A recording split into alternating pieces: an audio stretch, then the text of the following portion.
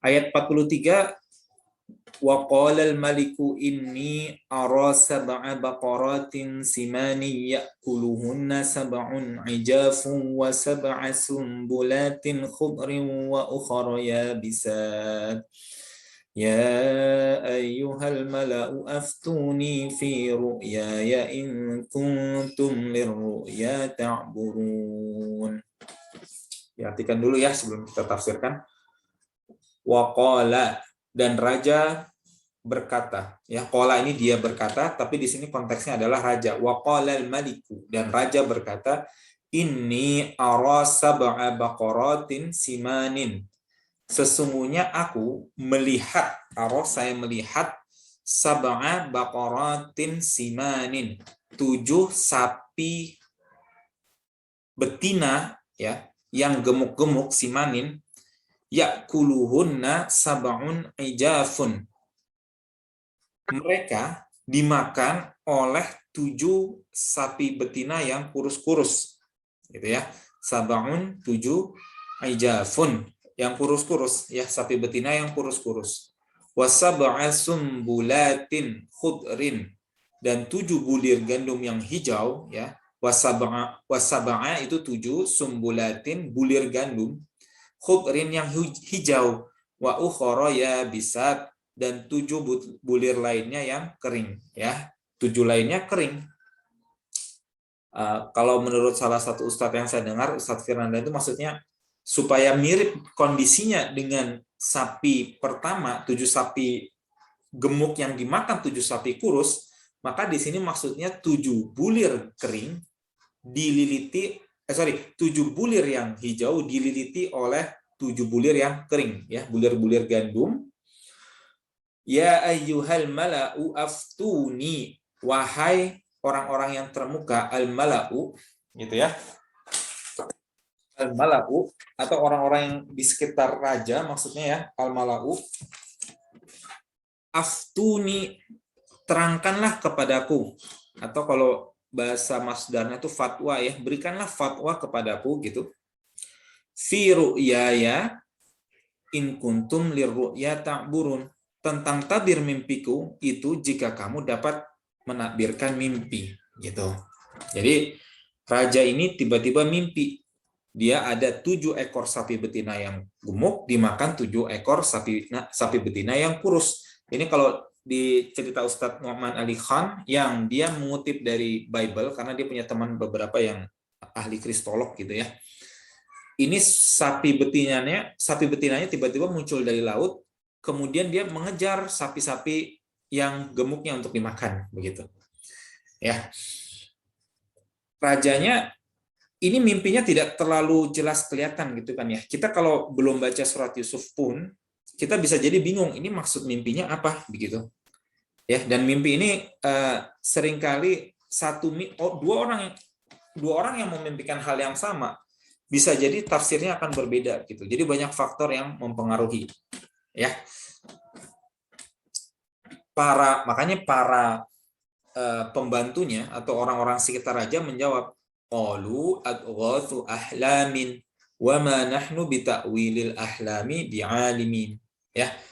Jadi tidak kelihatan langsung ini mimpi-mimpinya apa ya.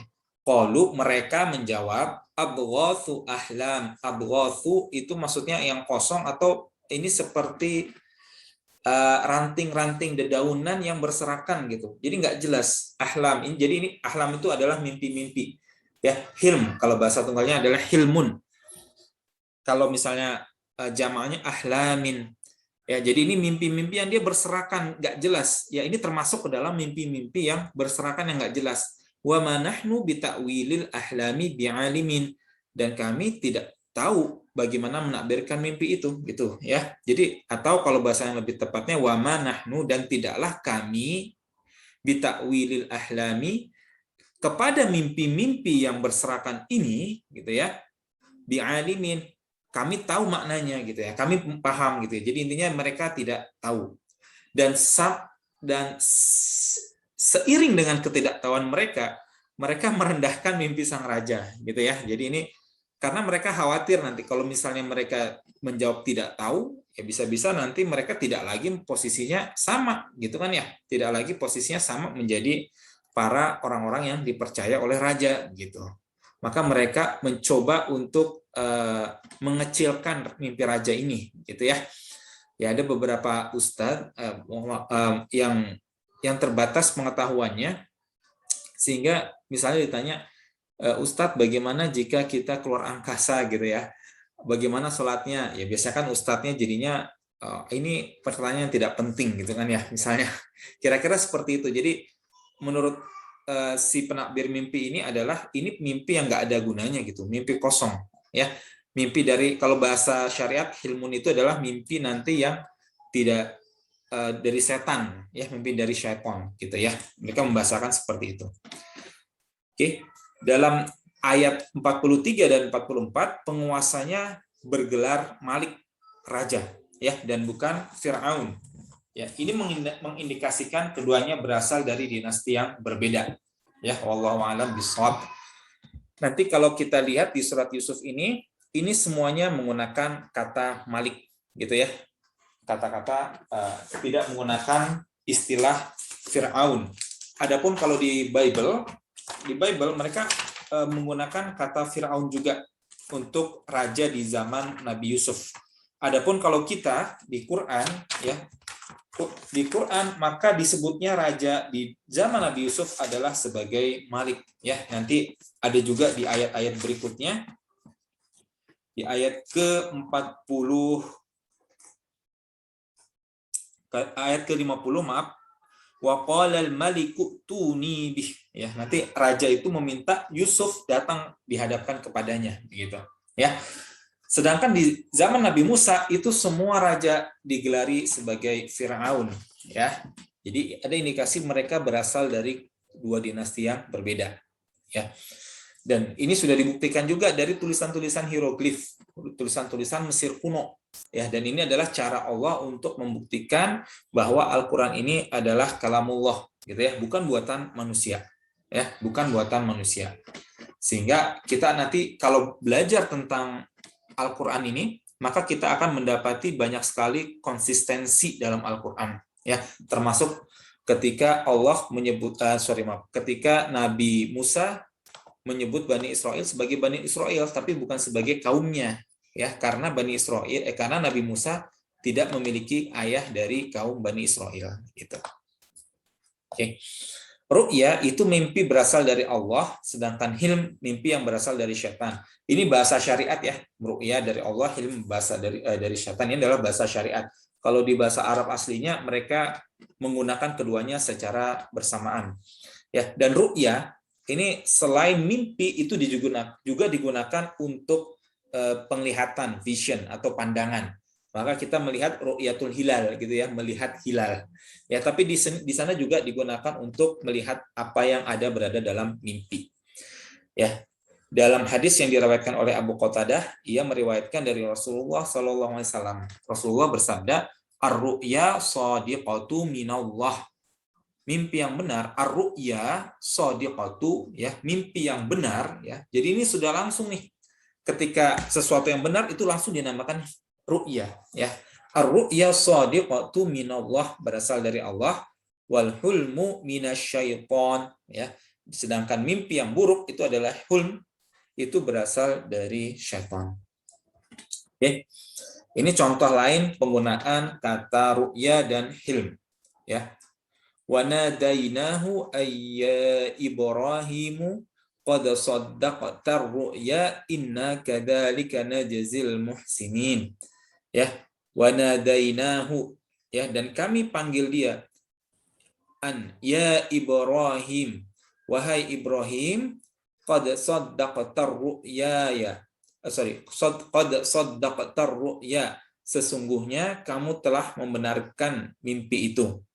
Inna kadzalika, sesungguhnya demikianlah, najzil muhsinin, kami membalas orang-orang yang berbuat ihsan, gitu ya. Jadi ini mimpi dari Allah disebut sebagai ru'ya di sini ya. Ibrahim mendapatkan mimpi dari Allah, maka disebutkan sebagai ru'ya. Kemudian ayat berikutnya, laqad sadaqallahu rasulahu ru'ya. Ya. Sesungguhnya sadaqallahu rasulahu ru'ya. Allah akan membuktikan, ya, membenarkan, ya, rasulahu kepada rasulnya ar-ru'ya, tentang kebenaran mimpinya. Ar-ru'ya bil haqq, tentang mimpinya yang benar, begitu ya. La tadkhulunnal masjidal harama insyaallah, bahwa sesungguhnya kamu pasti akan memasuki Masjidil Haram. Insyaallahu aminina muhalliqina ru'usakum. Insyaallah dalam keadaan aman dengan mencukur rambut kepala dan mengguntingnya. Oke, wa muqassirina. Muqassirina itu maksudnya mencukur rambut kepalanya. La takhafuna, sedangkan kalian tidak merasa takut, ya. Malam ta'lamu wa faj'ala min duni dzalika fathan qariba, maka Allah mengetahui apa yang tiada kamu ketahui dan dia memberikan sebelum itu kemenangan yang dekat, ya. Jadi ini adalah kondisi ketika sebelum Fathul Makkah, gitu ya, bahwa Rasulullah bermimpi bahwa dia memasuki Masjidil Haram, ya, dalam keadaan aman, lalu nanti melakukan tahallul. Ini Rasulullah bermimpi yang mendapatkan mimpinya dari Allah, maka Rasulullah dikatakan mendapatkan ru'ya, gitu ya, ru'ya, mimpi yang benar, mimpi yang baik, asalnya dari Allah. Al-ahlam ini adalah mimpi-mimpi yang buruk, ya, ahlam, hilmun tunggalnya, hulmun tunggalnya. Ahlam ini adalah jamak dari mimpi-mimpi yang buruk. Contoh, bal qalu adghathu ahlamin balif tarahu bal huwa sya'irun falyatina bi ayatin kama ursilal awwalun. Ini orang kafir yang mengatakan, ya. Orang kafir mengatakan Al-Qur'an itu adalah, ya, bal qalu adghathu ahlam. Di sini tidak disebutkan langsung Al-Qur'an, tapi orang kafir ini menyebutkan Al-Qur'an itu adalah mimpi-mimpi yang buruk, gitu ya. Adghathu ahlam, mimpi-mimpi yang berserakan seperti tadi.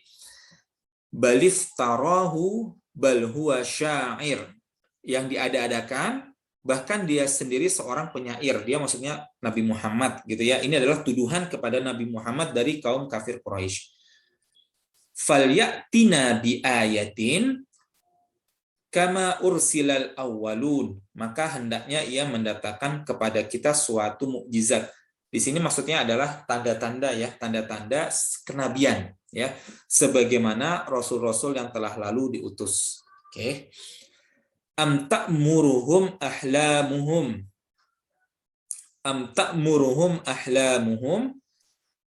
bihada amhum qaumun taghun. Apakah mereka diperintah oleh pikiran-pikiran mereka untuk mengucapkan tuduhan-tuduhan ini, ataukah mereka kaum yang melampaui batas? Am ta'muruhum, apakah mereka diperintah ahlamuhum oleh pikiran-pikiran mereka, ya, bihada, tentang hal ini, gitu ya. Ini juga tuduhan kepada kepada Rasulullah Shallallahu Alaihi Wasallam, gitu ya. Jadi di sini ahlam di sini maksudnya adalah pikiran-pikiran buruk, juga diartikan sebagai pikiran-pikiran yang buruk. Selain mimpi yang buruk, kemudian pikiran-pikiran atau bayangan-bayangan yang buruk dari syaitan. Oke. Dalam Al-Quran, ar-ru'ya disebutkan 7 kali di 6 ayat, ya, 5 kalinya untuk Nabi, untuk mendekati ilham yang benar dan mendekati wahyu, ya, yaitu mimpi Nabi Ibrahim, mimpi Nabi Yusuf, mimpi Nabi Muhammad. Lalu ini juga digunakan oleh Raja Mesir, gitu ya. Kenapa? Karena Raja Mesir ini walaupun dia kafir, dalam kondisi ini, ya, dalam kondisi ayat 43 dan seterusnya, ini pada kondisi saat ini Raja Mesir itu sedang mendapatkan mimpi dari Allah, walaupun dia orang kafir, ya, mimpi yang benar dari Allah tentang keadaan Mesir 14 tahun ke depan, gitu ya. Jadi bukan mimpi yang buruk, bukan mimpi yang dari syaitan, bukan, tapi ini walaupun dia orang kafir, dia mendapatkan mimpi dari Allah. Jadi mimpi itu disebutkan 2 kali melalui mulut sang raja dengan kata ru'ya karena sangat jelas dan terang. Meskipun para pegawainya tadi ya, orang-orang sekitarnya menganggapnya ini sebagai gangguan belaka gitu ya. Gangguan pikiran dan berserakan mimpinya yang kosong, tidak ada maknanya. Jika kata ru'ya digunakan dalam Al-Qur'an, maka secara tidak langsung Al-Qur'an atau Allah ya, maksudnya Allah melalui kalamnya gitu ya, Al-Qur'an ingin menjelaskan bahwa mimpi sang raja ini adalah ilham yang benar, bukan mimpi kosong seperti disangka oleh para punggawa kerajaannya. Jadi kalau di Al-Qur'an kita menemukan kata ru'ya, maka jelas ini mimpinya dari Allah ya. Sedangkan hilmun itu adalah mimpi buruk dari setan atau dari kekalutan dirinya sendiri, begitu. Ya, ini adalah salah satu mukjizat Allah ketika mukjizat dari Al-Qur'an ketika membedakan istilah-istilah secara konsisten gitu. Ya, sehingga tidak ditemukan saling tumpang tindih gitu antara pemakaian ru'ya dengan hulmun. Kata ahlam dipakai dalam Al-Qur'an 3 kali di 3 ayat. Dan konteksnya itu adalah mimpi yang kosong, yang tidak bermakna, dan gangguan pikiran yang bercampur aduk. Ya, dan di dalam 4 tempat muncul dalam bentuk jamak ya. Karena jamak itu kenapa? Karena mimpinya itu berserakan, ada banyak gitu ya. Untuk menunjukkan makna campur aduk dan kacau hingga tidak bisa dibedakan antara satu kata itu yang terdapat dalam 4 tempat yang berbeda.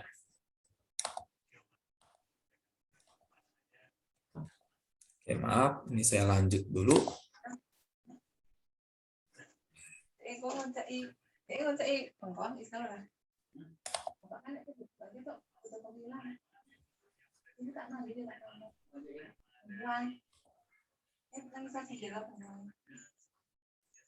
orang asal kayaknya apa nih Mbak ya?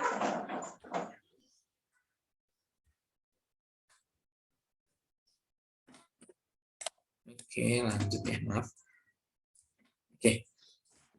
Bagaimana kalau kita mendapatkan mimpi yang buruk? Syariatnya itu bagaimana gitu ya? Rasulullah mengajarkan ketika seseorang mimpi yang buruk ya, kalau kita mendapatkan mimpi yang buruk ya, seperti ada sahabat yang dia itu mimpi yang buruk. Dia menceritakan kepada Rasulullah mimpinya bahwa kepalanya lepas dari badannya lalu menggelinding, lalu dia mengejar-ngejar kepalanya, gitu ya.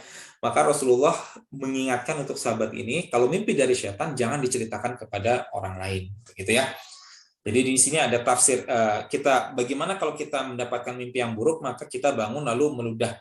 Ini meludah ini sebenarnya istilahnya bukan meludah ya, karena seolah-olah kita meludah tapi tidak sampai muncrat air liur gitu ya. Jadi sekedar biasa puh gitu aja. Ya, jangan sampai muncrat ya, tidak perlu. Ke kiri 3 kali. Ya. Kemudian memohon perlindungan kepada Allah Ta'ala dari setan 3 kali dengan membaca ta'awuz. A'udzubillahi minasyaitonirrajim atau bacaan ta'awuz lainnya. A'udzubillahis samii'il alim minasyaitonirrajim. Ada bacaan ta'awuz seperti itu gitu ya. A'udzubillahis samii'il alim minasyaitonirrajim. Ya, salah satu contoh bacaan ta'awuz yang lain. Jadi menambahkan kata a'udzubillahi maha mendengar, Allah a'udzubillahi samii'il alim, Allah maha mendengar dan maha mengetahui. Aku berlindung kepada Allah yang maha mendengar dan maha mengetahui dari godaan setan yang terkutuk. Ya, contoh bacaan ta'awudz yang lain ya. Kalau ada yang ibu-ibu di sini sudah belajar tahsin, insya Allah akan mendapatkan contoh-contoh bacaan ta'awudz yang lain. Lalu kita memohon perlindungan kepada Allah dari keburukan mimpi. Lalu setelah kalau kita terbangun, maka kita wudhu lalu sholat, gitu ya, sebaiknya. Dan kita mengubah posisi dari posisi semula, ya. Jadi kita jangan tidur di tempat yang sama sih sebenarnya, ya. Kalau kita mimpi yang buruk, ya bangun, sholat, bangun, meludah ke kiri 3 kali, bukan meludah tadi ya, hanya sekedar seperti meludah tapi tidak perlu sampai mengeluarkan air liur, gitu ya. Biasa gitu, tapi tidak perlu sampai mengeluarkan air liur. Ini agak susah kalau tidak menggunakan tidak langsung ya, tapi silakan nanti dicoba di searching di YouTube bagaimana Ustadz mengajarkan bagaimana adab kita kalau kita mendapatkan mimpi yang buruk ya. Apa yang harus dilakukan? Lalu kita bertawud, lalu kita wudu, sholat ya 2 rakaat, ada sholat sunnah mutlak gitu ya, insya Allah. Jadi kalau ibu-ibu di sini bingung ini mau sholat apa, misalkan waktunya itu adalah setelah Isya, ibu sudah sholat rawatib, ya misalkan, lalu ibu ingin menambahkan sholat, maka boleh kita melakukan sholat sunnah mutlak. Ya, di waktu-waktu yang tidak dilarang sholat, maka kita boleh melakukan sholat sunnah mutlak. Ya. Kemudian kita mengubah posisi dari posisi semula tidur, ya. Jika mau tidur lanjut, biasanya ini tidur malam, gitu kan ya. Kalau tidur malam maka mungkin sebaiknya langsung saja sholat malam gitu ya. Tapi kalau ingin tidur lagi, maka kita berpindah posisi, ya. Walaupun kita bertelekan atau berbaring ke arah sebelah kiri. Kalau tidak muat tempat tidurnya ya. Kalau masih muat, silakan coba cari posisi yang lain, gitu ya, atau tempat yang lain. Tidak boleh menafsir mimpi tersebut, baik menafsir sendiri atau dengan meminta bantuan orang lain, ya. Karena kalau kita meminta, menceritakan kepada orang lain, maka itu dikatakan setan tuh menang, gitu. Ya, karena ini mimpi dari syaitan. Nah, ketika Allah berkehendak mengeluarkan Yusuf dari penjara, Allah memperlihatkan mimpi yang aneh tersebut pada sang raja, yang penakwilannya mengundang banyak orang, supaya penakwilan tersebut itu nanti terjawab di tangan Yusuf, hingga tampak sisi keutamaan Yusuf dan menjadi jelas kapasitas ilmunya. Gitu ya. Dan yang selanjutnya akan menjadi sumber pengangkatan ketinggian martabatnya di dunia dan akhirat. Dan termasuk dari ketentuan taksir yang bersifat selaras adalah bahwa sang rajalah orang yang menjadi tumpuan permasalahan rakyat yang bermimpi melihatnya, karena kemasalahatannya terkait dengannya. Pasalnya, ia menyaksikan mimpi yang menyeramkan, ia pun mengumpulkan orang-orang berilmu dan para pemikir dari bangsanya seraya berkata sesuai dengan ayat ke-43. Intinya gini, kalau mimpi ini, ya, kalau mimpi ini tidak melewati raja, ya, maka orang bisa menganggap remeh, gitu ya, hanya ayat biasa lalu mimpi seperti itu. Ya, tidak akan banyak orang yang bahkan ini pun konteks untuk ayat ini, para pembantunya saja itu sudah menganggap itu bukan mimpi yang ada artinya, gitu ya. Ini pada raja yang memimpi, apalagi kalau orang biasa, ya. Maka di sini adalah karena ini raja yang bermimpi, maka sehingga dia bisa memberikan kemaslahatan bagi banyak orang, gitu ya. Kemudian dengan ketidakmampuan para pegawai raja ini menjawab mimpi, maka disinilah posisi Yusuf menjadi naik, gitu ya. Posisi Yusuf menjadi naik karena apa? Karena sudah ditanyakan kepada para pegawai, orang-orang sekitar, orang-orang dekat raja, ternyata tidak ada yang mampu menjawab. Ketika Yusuf mampu menjawab, maka ini naik posisinya, gitu ya. Ini naik posisi Yusuf, ya, karena dia ibaratnya melewati kemampuan para pegawai raja. Ya, kalau misalkan langsung dibawa ke Yusuf, lalu Yusuf langsung bisa menjawab, maka ini tidak terlalu nampak keistimewaannya. Tapi karena ini sudah melewati para pembantu raja, para pembantu raja tidak bisa jawab, kemudian Yusuf yang bisa menjawab, maka disinilah nampak ketinggian Nabi Yusuf dibandingkan yang lain. Gitu. Oke. Jadi di sini para pegawai raja, mereka tidak tahu, kemudian dari ketidaktahuan itu mereka memiliki sifat ujub kepada dirinya sendiri, ya. Sehingga mereka tidak sekedar cukup mengatakan kami tidak tahu artinya, gitu ya. Tetapi mereka justru kemudian meremehkan si mimpi raja tersebut, gitu kan ya. Ini sudah tadi, insya Allah bisa dibaca sendiri, gitu ya. Oh ya, di sini juga membuktikan bahwa ini mirip dengan kondisi Nabi Muhammad ketika kasus syafaatul uzma, gitu ya, syafaat yang besar, ketika manusia dikumpulkan di padang mahsyar dalam keadaan yang lama, ya, lalu mereka tersiksa karena menunggu, maka Nabi Muhammad kemudian dimintakan syafaatnya. Tetapi tidak langsung orang-orang menemui Nabi Muhammad. Orang-orang menemui Nabi Adam. Nabi Adam menolak, ya. Nabi Adam menolak. Kemudian orang-orang menemui Nabi Nuh. Nabi Nuh menolak. Kemudian orang-orang menemui Nabi Ibrahim. Nabi Ibrahim menolak. Ya, Nabi Ibrahim menolak karena dia telah melakukan 3 kebohongan. Ya, ini bukan kebohongan yang benar-benar kebohongan, ya. Ini sebenarnya adalah kebohongan yang sifatnya tauriah, ya. Ada 3 jenis kebohongan Nabi Ibrahim di masa hidupnya, hanya 3 kali berbohong, itu pun semuanya sifatnya tauriah. Yang pertama ketika Nabi Ibrahim tidak mendatangi acara kaumnya yang melibatkan penyembahan terhadap berhala, gitu ya.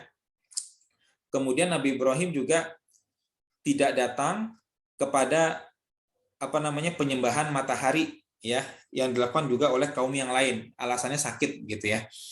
Kemudian Nabi Ibrahim juga berbohong, jadi yang pertama ketika Nabi Ibrahim berkata kepada raja yang dia mengatakan kepada kaumnya bahwa patung berhala yang besar itulah yang merusak berhala-berhala yang lain. Kita tahu ya cerita Nabi Ibrahim ketika dia merusak berhala-berhala yang lain.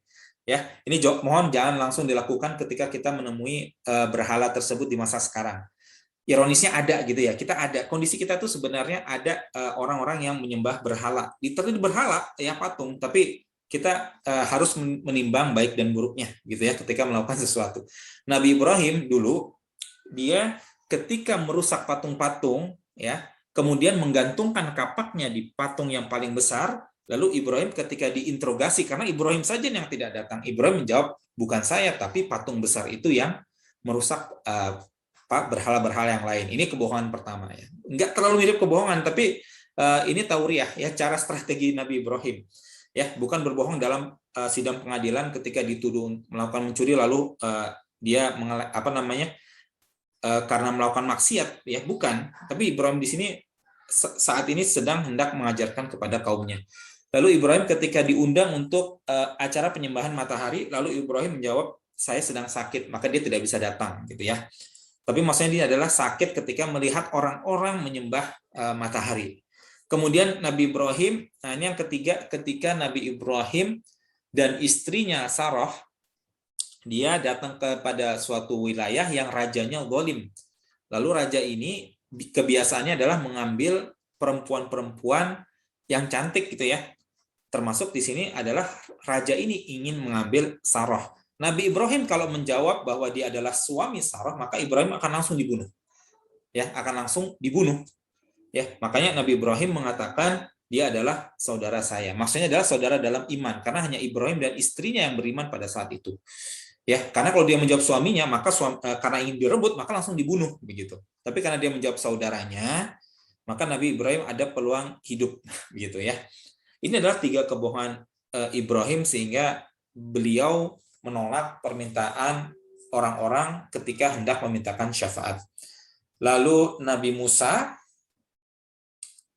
juga menolak dalam satu riwayat karena Nabi Musa ini dia pernah membunuh orang secara tidak sengaja gitu ya dalam satu kasus. Ini insya Allah kita bisa bahas nanti kalau kita masuk ke dalam surat Al-Kahfi ya berikutnya. Kemudian Nabi Isa juga menolak. Sehingga mereka, tapi Nabi Isa ini kemudian Nabi Isa ini yang paling dekat kepada Nabi Muhammad. Nabi Isa menunjukkan kepada Nabi Muhammad ya.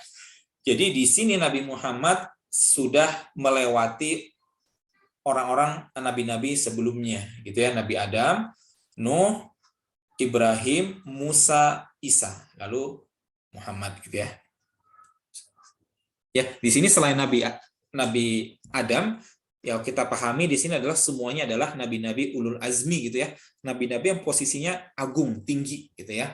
Dan ini juga membuktikan bahwa Nabi Muhammad di antara nabi-nabi ulul azmi ini dia yang posisinya paling tinggi. Beliau yang posisinya paling tinggi. Lalu Rasulullah mengusahakan syafaat bagi semua makhluk ya, sehingga ketika Rasulullah memberikan syafaat, maka kemudian Allah memulai persidangan ya di hari kiamat ya. Jadi orang di Yaumul Mahsyar lama ya, lalu orang-orang sudah mulai tidak kuat begitu ya.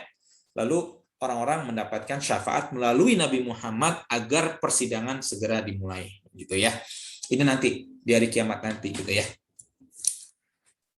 Nah, kalau kita bandingkan sifat atau sikap para pembantu raja ini dengan para malaikat ya, di dalam surat Al-Baqarah ayat 31, wa 'allama Adama al-asma'a kullaha thumma 'aradahum 'alal malaikati faqala anbi'uni bi asma'i haula'i in kuntum shadiqin. Ini kepotong ya, maaf.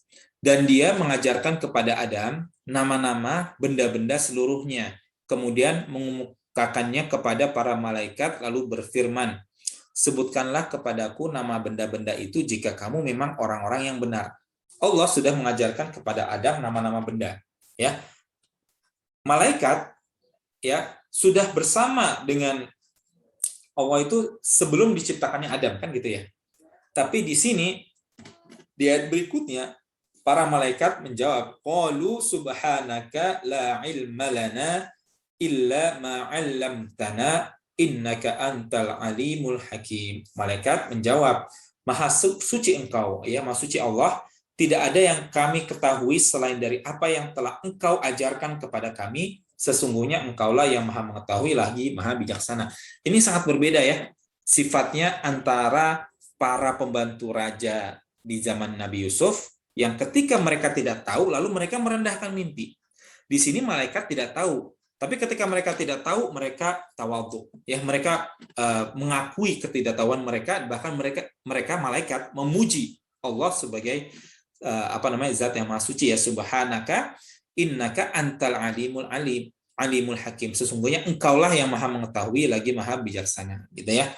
Jadi di sini sangat berbeda ya, kalau malaikat ketika tidak tahu maka mereka tawadhu ya, berbeda dengan para tadi pembantu Nabi, pembantu raja. Dan kita pun jika kita tidak tahu, maka kita hendaknya menjawab tidak tahu ya, atau paling jauh boleh dijawab insya Allah nanti saya tanyakan kepada orang-orang yang lebih tahu.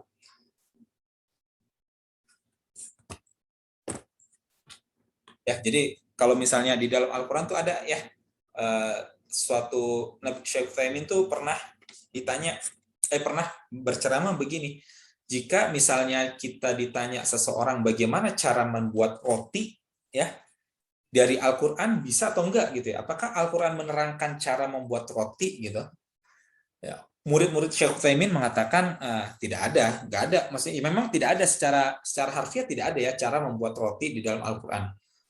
Nah, Syekh Utsaimin kemudian menjawab, kalau pertanyaan ini ditanyakan kepada seorang Azhari ya, saya pernah mendengar Syekh Utsaimin mengatakan bahwa beliau mendengar salah seorang Azhari itu adalah orang yang lulus dari Universitas Al-Azhar pada saat itu, ditanyakan hal tersebut, hal yang sama. Maka orang ini menjawab, ya lulusan Al-Azhar ini menjawab, ada di Al-Quran cara membuat roti, ada. Tapi bagaimana? Tidak secara langsung, dijawabnya seperti ini, fas'alu ahla dzikri in kuntum la ta'lamun. Bertanyalah kepada orang-orang yang paham jika engkau tidak mengetahui ya. Jadi kalau ibu-ibu nanti ditanya bagaimana cara install ulang HP atau install ulang komputer, coba ada nggak di Al-Quran? Ya jawabannya seperti itu. Tanya kepada orang yang tahu. Ya ini adalah perintah dari Al-Quran. Fas'alu ahla dzikri in kuntum la ta'lamun gitu ya. Oke. Ayat 45. Ya, sedikit lagi. Wa qala alladzi naja minhuma wadzakara ba'da ummatin ana unabbiukum bi ta'wilihi fa arsilun. Dan berkatalah orang yang selamat di antara mereka berdua dan teringat kepada Yusuf setelah beberapa waktu lamanya, gitu ya. Jadi ini dalil bahwa yang lupa di ayat ke-40, di ayat ke-42 yang lupa adalah si si pemeras anggur ya. Yang lupa ini bukan Yusuf tapi pemeras anggur. Dia lupa untuk memberitahukan tentang perihal Yusuf kepada tuannya gitu ya. Jadi ketika orang ini mendengar ada kusuk-kusuk gitu ya, ada isu mengenai mimpi raja, bukan isu sih, ada berita mengenai mimpi raja, maka dia langsung ingat, oh ini ada nih orang yang bisa menakdirkan mimpi ini. Wa qala alladziina naja minhuma wadzakara ba'da ummatin. Ya, setelah beberapa waktu lamanya dia lupa ya, baru dia teringat lagi kepada Yusuf, gitu ya. ana unabbiukum bita'wilihi, saya akan menakbirkan mimpi itu, fa'arsilun, utuslah aku kepadanya. Kepadanya ini bisa kepada Yusuf, juga kepada si raja gitu ya. Tapi memang keduanya konteksnya. Jadi dia izin untuk menemui Yusuf, lalu setelah itu menemui rajanya. Yusufu ayyuhas siddiqu aftina fi sab'i baqaratin simanin ya'kuluhunna sab'un ijafu wa sab'i sumbulatin khudri wa ukhra yabisat la'alli arji'u ilan nasi la'allahum ya'lamun. Yusuf orang yang siddiq, orang yang sangat dipercaya atau orang yang omongannya benar ya. Jadi dua-duanya bisa dipakai. As-siddiq orang yang dipercaya atau orang yang omongannya itu benar ya. Konteksnya sama gitu ya, bisa dipercaya karena omongannya benar. Terangkanlah kepada kami tentang 7 ekor sapi betina yang gemuk-gemuk yang dimakan oleh 7 ekor sapi betina yang kurus-kurus dan 7 bulir gandum yang hijau dan 7 lainnya yang kering agar aku kembali kepada orang-orang itu agar mereka mengetahuinya gitu ya. Jadi di sini pelayannya itu menceritakan ulang mimpi sang raja dengan yang sama gitu ya, kata-kata yang sama. Cuman bedanya di sini kalau raja itu dia menceritakan dalam bentuknya mansub ya. Mansub itu sebagai objek gitu ya, sebagai objek. Kalau di sini dia sebagai majrur. Ya. Di sini dia sebagai majrur. Jadi di sini dikatakan aftina fi, ada kata fi sab'i baqaratin ya. Itu di sini dia dibentuknya menjadi majrur di kasrah. Tapi kalau kita lihat ayat 43 tadi ya, wa qala al-maliku inni ara sab'a baqaratin. Dia langsung menjadi bentuk objeknya, maf'ul bih. Ara ya, saya melihat 7 ekor sapi betina. Karena dia melihat. Kalau misalnya di sini ya, pelayan raja tidak memberitahu bahwa yang mimpi adalah raja. Ya, tapi dia pun tidak bermimpi, maka dia menggunakan sebagai bentuk majrur fi ya, fi sab'i baqaratin. Ya, terangkanlah kepada kami tentang gitu ya, tentang, ada kata tentang karena bukan dia melihat langsung ya, tapi di sini sebuah cerita yang dia bawakan kepada Nabi Yusuf. Oke. Wa may yuti'illaha wa rasulahu fa ulaika ma'al ladzina an'ama Allahu 'alaihim minan nabiyyina was-siddiqina wasyuhada'i was-salihina wa hasuna ulaika rafiqa. Ayat An-Nisa ayat 69 di sini ya, ini menerangkan bahwa posisi as-siddiq itu tepat di bawah Nabi. Ya, kenapa si pelayan raja ini tidak mengatakan Nabi Yusuf ya? Ya Yusufu ayyuhas siddiqu. Kenapa enggak Yusufu ayyuhan nabi? Ya karena Nabi Yusuf bisa jadi pada saat itu, ini bisa jadi, ini keterangan ulama ya, bisa jadi Nabi Yusuf pada saat itu belum menceritakan dirinya bahwa dia adalah seorang nabi. Ya. Sehingga orang ini memanggilnya dengan as-siddiq, atau bisa jadi orang ini memang belum muslim atau bukan muslim sehingga dia tidak menganggap Nabi Yusuf sebagai seorang nabi gitu ya. Banyak intinya adalah pada saat itu entah dia belum diakui sebagai nabi atau bisa jadi memang dia tidak memberitahukan kepada orang-orang bahwa dia adalah nabi ya. Pendapat yang bahwa dia tidak memberitahu itu agak sedikit aneh karena di ayat-ayat sebelumnya Nabi Yusuf ini selalu menceritakan tentang bahwa dia mendapatkan wahyu dari Allah bagaimana untuk menafsirkan mimpi gitu ya, di ayat ke-37 gitu. Bahwa Nabi Yusuf ini menceritakan bahwa dia mendapatkan ilmu dari Allah tentang takwil mimpi ya, sehingga dia mendapatkan dari Allah ya otomatis dia adalah nabi. Ya Allah alam, ini pendapat ulama. Jadi bisa jadi memang orang ini belum menjadi muslim atau bukan muslim sehingga dia belum mengakui Nabi Yusuf sebagai nabinya. Begitu. Tapi di sini menjelaskan posisi as-siddiq itu persis di bawah nabi-nabi gitu. Nah, Nabi Yusuf ya, ketika datang orang ini dia jauh dari rasa marah gitu ya. Dia tidak marah walaupun seolah-olah seperti dikhianati atau dilupakan gitu ya. Nabi Muhammad bersabda, "Walau labittu fis sijni tula ma labitha Yusufu li'ajabtu da'i." Andai aku berada di penjara seperti lamanya Yusuf berada di penjara, pastilah aku akan menerima panggilan keluar dari penjara gitu ya. Ada sedikit berbeda bahwa lau kuntu ana li asra'tu al-ijabata wa mabtaghaitul udhra. Andai itu aku masa Nabi Muhammad, pasti aku akan segera memenuhi panggilan tersebut dan aku tidak peduli dengan hal lain. Atau dengan kata lain, ketika orang ini datang, ya bisa jadi Nabi Yusuf bisa jadi ya kalau dia tidak sabar, dia meminta saya dikeluarkan dulu, baru nanti saya ceritakan takbirnya. Tapi di sini tidak, di sini langsung Nabi Yusuf nanti dia langsung menafsirkan mimpinya, tidak pakai mungkit-mungkit kebaikan dia yang dulu. Ya di sini Nabi Yusuf ini seolah-olah kan dilupakan. Tapi di sini Nabi Yusuf tidak mengungkit-ungkit kebaikannya yang dulu. Ya dia langsung menceritakan tafsir dari mimpi tersebut begitu. Ya. Jadi di sini kita sudah membahas dari ayat ke-43, 44, 45 dan 46 gitu ya. Insya Allah sudah cukup banyak ya yang bisa kita pelajari dari surat Yusuf ini 4 ayat.